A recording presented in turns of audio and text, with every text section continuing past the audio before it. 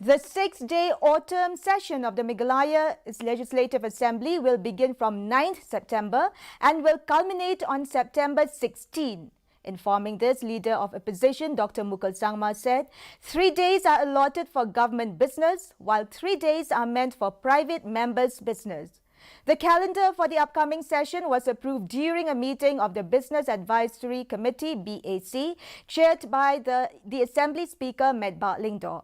The former Chief Minister has also said, keeping in mind the general election 2023 round the corner, members would probably desire to participate effectively to take up the issues concerning the state and the people.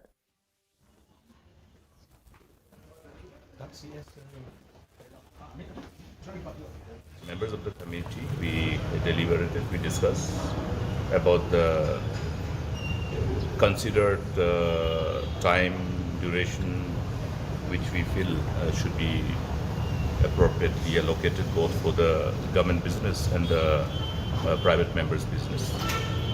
And the discussion ultimately culminated into a decision wherein we will have 6 days of sitting, starting from the 9th instant till the 16th.